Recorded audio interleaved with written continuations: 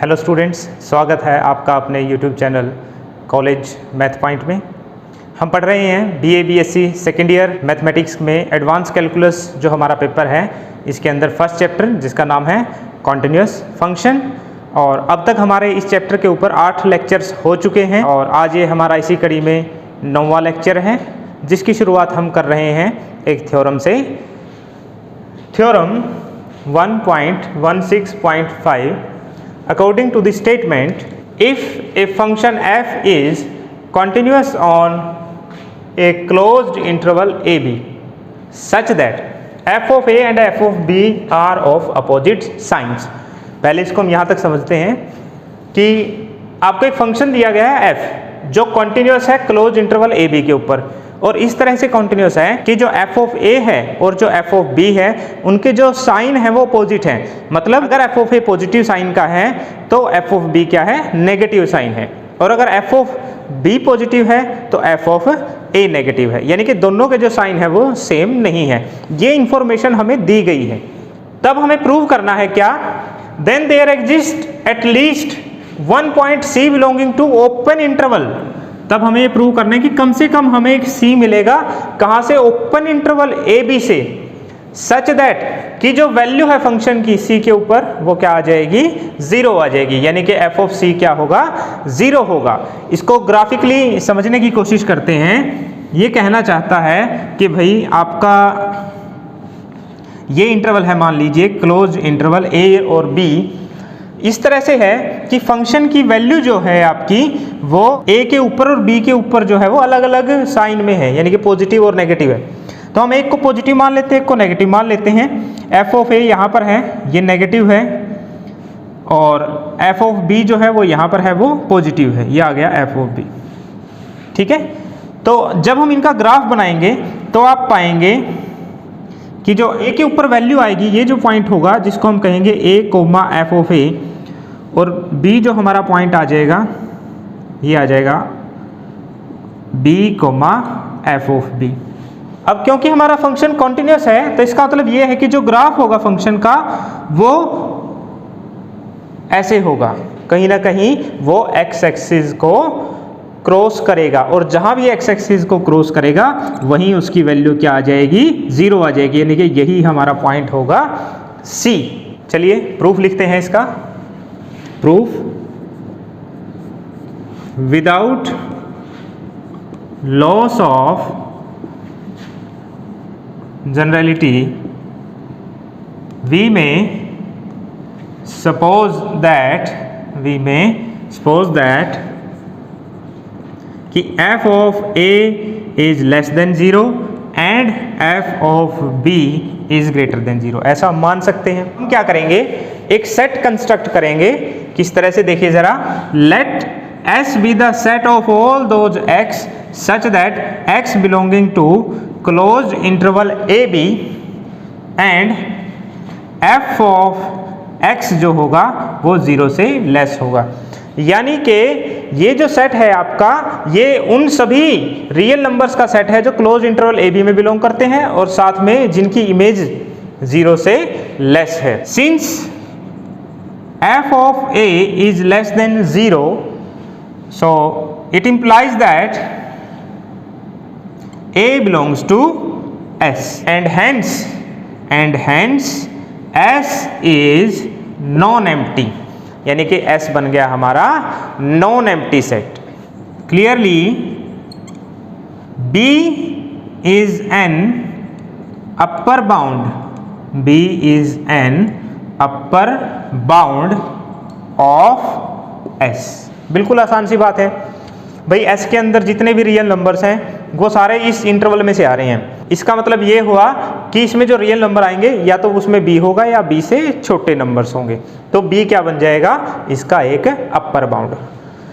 अब हमारे पास एक ऑर्डर्ड कंप्लीटनेस प्रॉपर्टी है रियल नंबर्स के लिए। अकॉर्डिंग टू दैट प्रॉपर्टी हम क्या कह सकते हैं कि कोई भी सबसेट रियल नंबर्स का अगर नॉन एम्प्टी है और बाउंडेड अबव है तो उसका सुप्रीमम, या जिसको हम लीस्ट अपर बाउंड कहते हैं, वो एग्जिस्ट करेगा। तो ऑर्डर्ड कंप्लीटनेस प्रॉपर्टी का यूज करके हम लिख सकते हैं, ऐसे लिखेंगे यहाँ, then by completeness property, then by completeness property S has a least upper bound, यानी कि उस प्रॉपर्टी के कारण S को मिल गया एक लीस्ट अपर बाउंड से C, और उसका जो नाम है हमने वो कह दिया है C, यानी कि दैट इज C बन गया हमारा least upper bound for the set S, जो हमने ये सेट माना था S। अब हम प्रूव करेंगे कि ये जो हमारा C आया है C, ये यही C है जो हमें फाइंड आउट करना है। मतलब इस C के लिए f की वैल्यू 0 आएगी और साथ में ये जो C है ये ओपन इंटरवल के अंदर बिलोंग करेगा। यानी कि अब हमारा टारगेट क्या है? सो वी प्रूव दैट कि f ऑफ C जो है वो 0 है। f ऑफ C को हम क्या दिखाएंगे? 0 दिखाएंगे। केस 1 मान लेते हैं, case 1, if f of C is less than 0। देखो भाई सीधी सी बात है, C एक रियल नंबर है, ठीक है, तो उसकी इमेज जो आएगी वो भी रियल नंबर होगी। तो तीन ही चीजें होंगी, या तो वो 0 होगा, या वो 0 से बड़ा होगा, या वो 0 से छोटा होगा। प्रूव हम करना चाहते हैं कि भाई 0 है, तो हम क्या करेंगे, जो बाकी के दो केस हैं उनको रिजेक्ट कर देंगे। तो पहला केस हम मान लेते हैं कि अगर आपका f ऑफ C 0 से लेस हो जाए तो क्या होगा? Then there exist delta greater than 0 such that f of x is less than 0 for all x belonging to C minus delta to C plus delta. हमने एक रिजल्ट पढ़ा था पिछले लेक्चर्स में कि अगर आपका f कॉन्टिन्यूस फंक्शन है और f ऑफ C 0 से लेस है तो हमें एक नेबरहुड मिलेगा जिसके अंदर आपका जो f है वो वही साइन पोजेस करेगा जो C का है। मतलब f ऑफ C अगर 0 से लेस है तो f ऑफ x भी क्या हो जाएगा? Less than 0। Now C plus delta by 2 is less then C plus delta. बहुत आसान सी बात है। So it implies that C plus delta by 2 belongs to the interval C minus delta to C plus delta। और हमें साथ में यहाँ ये भी लिखना चाहिए था कि ये C माइनस डेल्टा से बड़ा भी है ना। तो C प्लस डेल्टा बाई 2 कहाँ चला गया? इस इंटरवल में चला गया। और जितने भी रियल नंबर इस इंटरवल में है उनकी इमेज तो क्या है? 0 से लेस है। So hence f of C plus delta by 2 की जो इमेज है वो क्या हो गई? 0 से लेस हो गई। और अगर इमेज 0 से लेस हो गई तो याद कीजिए हमने जो सेट माना था S, वो क्या था? वो उन सभी रियल नंबर्स का सेट था जो क्लोज्ड इंटरवल AB में बिलोंग करते हैं और साथ में जिनकी इमेज 0 से लेस है। सो इट इम्प्लाइज दैट कि C plus delta by 2 belongs to S, which is a contradiction, which is a contradiction। ये contradiction क्यों आई? because C is the least upper bound of S। क्योंकि हमने माना था कि जो C है वो लीस्ट अपर बाउंड है S का। तो इसका मतलब क्या हुआ कि S के अंदर जो नंबर्स होंगे वो C से छोटे हो सकते हैं या C के बराबर हो सकते हैं, लेकिन C से बड़े नहीं हो सकते। लेकिन C प्लस डेल्टा बाई 2 तो क्या है? C से बड़ा है। यानी कि हमने एक ऐसा नंबर ढूंढ दिया S के अंदर जो C से बड़ा है। ऐसा नहीं हो सकता क्योंकि C था हमारा लीस्ट अपर बाउंड। इसका मतलब ये हो गई कंट्राडिक्शन। और ये कंट्राडिक्शन क्यों आई है?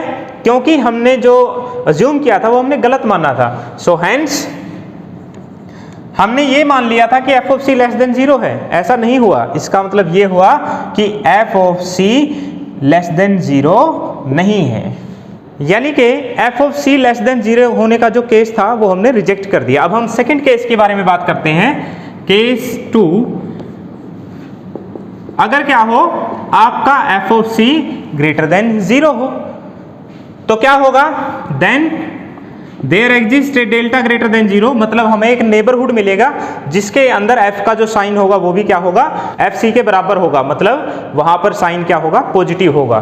तो there exist a delta greater than 0 such that f of x is greater than 0 for all x belonging to c minus delta to c plus delta, यानी कि इस इंटरवल के अंदर fx हमेशा क्या रहेगा, पॉजिटिव रहेगा। Since c is least upper bound, since c is least upper bound of s, so therefore for delta greater than 0 there exists some beta belonging to s such that, देखिए ये क्या चीज है, basically कहना चाहता है कि अगर आपका C लीस्ट अपर बाउंड है और आप उसमें से कोई भी नंबर डेल्टा सब्ट्रैक्ट कर देंगे तो अपर बाउंड नहीं रहेगा। अपर बाउंड नहीं रहने का मतलब क्या है कि आपको एक S में ऐसा नंबर मिल जाएगा जो इससे क्या हो जाएगा, बड़ा हो जाएगा। तो इसका मतलब हमें एक बीटा मिलेगा S में सच दैट C में से जैसे ही आप डेल्टा को सब्ट्रैक्ट करोगे तो वो जो नंबर है बीटा वो C माइनस डेल्टा से बड़ा हो जाएगा। एंड ऑब्वियसली क्योंकि ये S में है तो ये C से लेस होगा, है ना, और अगर C से लेस होगा तो ऑटोमेटिकली C प्लस डेल्टा से भी लेस होगा। तो कहने का मतलब क्या हुआ, इट इंप्लाइज दैट बीटा आपका कहाँ पहुंच गया, open interval C minus delta से C प्लस डेल्टा में।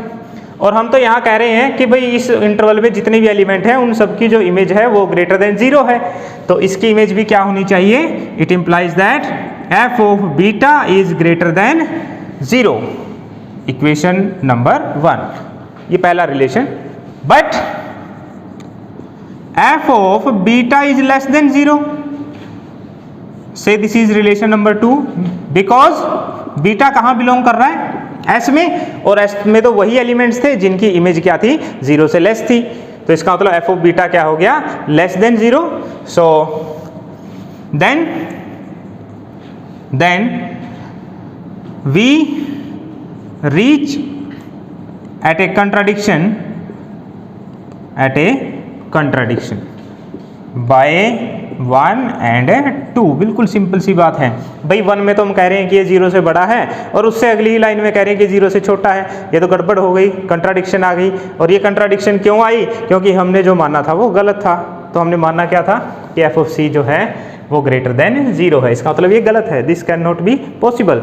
So hence f of c जो है इज नॉट ग्रेटर देन 0, यानी कि हमने जो दो केस थे इसके, f of c is less than 0, f of c is greater than 0, दोनों को रिजेक्ट कर दिया। तो एक ही पॉसिबिलिटी बची और वो क्या है कि f ऑफ c जो है उसको 0 होना पड़ेगा। और therefore f of c is equal to 0, यानी कि हमने प्रूव कर दिया कि जो f ऑफ c है वो 0 है। तो इस तरह से हमने प्रूव कर दिया कि f ऑफ c आपका 0 के इक्वल है। लेकिन हमें एक चीज़ और प्रूव करनी है इसमें, वो क्या है कि जो c है आपका वो ओपन इंटरवल ए बी में बिलोंग करता है। कैसे, since c is least upper bound of the set S, so therefore, देखिए c लीस्ट अपर बाउंड है S का और S में एलिमेंट आ रहे हैं क्लोज इंटरवल ए बी से, तो क्या होगा कि जो C होगा वो लेस देन और इक्वल टू B होगा, क्योंकि B S के लिए अपर बाउंड बन जाता है ना। तो C तो लीस्ट अपर बाउंड है तो वो B से या तो छोटा होगा या B के बराबर होगा। And also A is less then और इक्वल टू C, क्योंकि जो A है वो आपका उस सेट में एक मेंबर हो सकता है, क्योंकि वो सेट एक नॉन एम्प्टी है, नॉन एम्प्टी सेट है। तो इसका मतलब जो A होगा वो या तो C के बराबर होगा या C से छोटा होगा। नाउ अब समझिए जरा कि f ऑफ c तो आपका 0 है, f ऑफ a आपका लेस देन 0 है एंड f ऑफ b जो है आपका वो ग्रेटर देन 0 है। देयरफॉर जो c है आपका ना ही तो वो a के बराबर है और ना ही जो c है आपका वो b के बराबर है। और यहाँ से हम कह रहे हैं c a और b के बीच में लाई करता है, तो इसका मतलब ये हुआ एंड हेंस c जो है वो बिलोंग करेगा ओपन इंटरवल ए बी में। सो लास्ट में आप लिख सकते हैं thus there exists a c belongs to open interval a b such that f of c is equal to 0 and this completes the proof.